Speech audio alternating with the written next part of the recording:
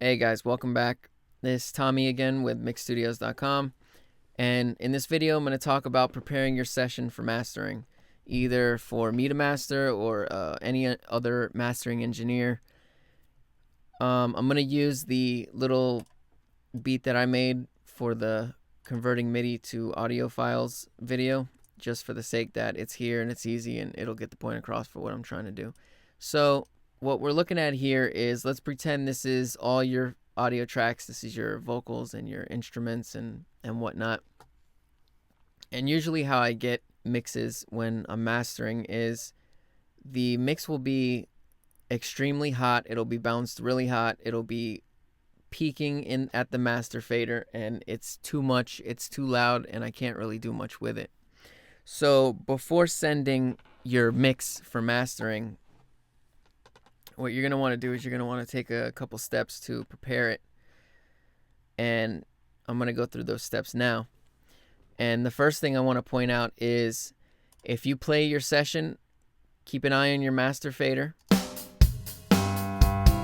If your master fader is clipping, that's already a bad sign. Generally, for mastering, what we want is, we want your audio to probably rest around like 0 to or -6 to -3 dB.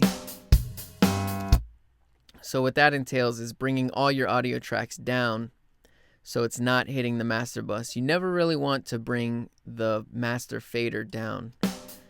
That'll do it, but it's not the proper way, and it's not actually bringing down the signals that are being slammed into the bus. It's just kind of bringing down the level of the entire bus, which is not so great. So let's do it the proper way. What we want to do is,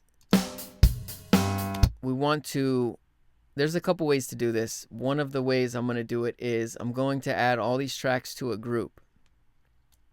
And the way to do that is Command G. So I'm going to add these tracks, and I'll just call it song. Let's go back into that. Here your groups come here down at the bottom.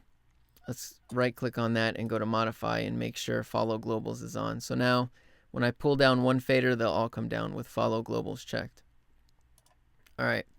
So let's go over to the mixer section, the mixer page here.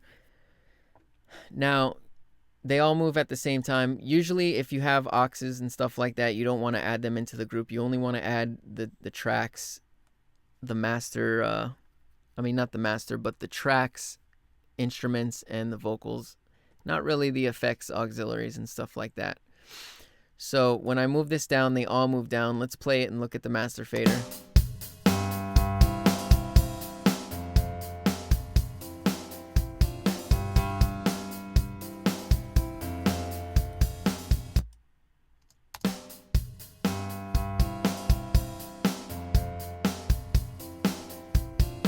Generally, for mastering, that's about where I want the master fader to be hitting at.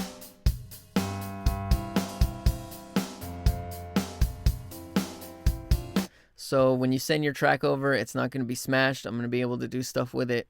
I'm going to be able to enhance it. And usually I get tracks and they're distorted, and I have to send them back and tell them to rebounce. So I figured I'd make a video about it. So that's one way to do it. Now, a lot of the times,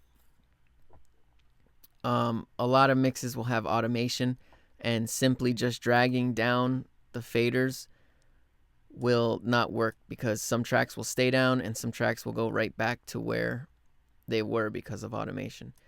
So to bypass the whole automation thing, let's do it this way.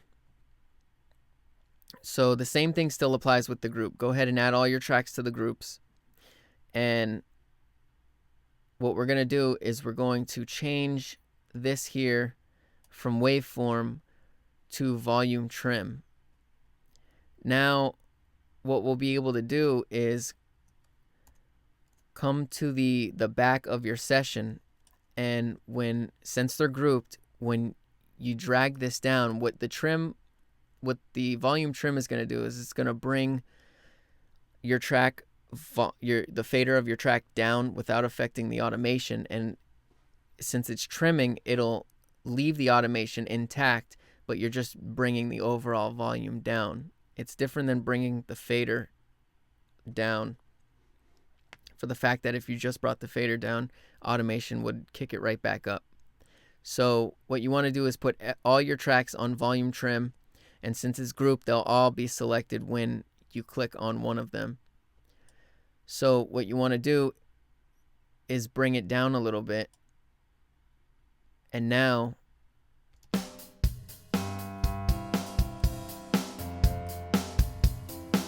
you're able to bring your whole session down, even though there's automation on some of the tracks, which usually is a problem.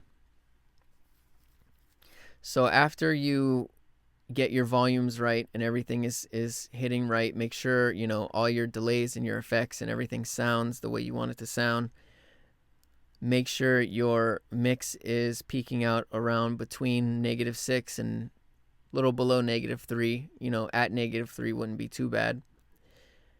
And bounce it in wave, of course, and send it over, and get your master, and everything should be fine.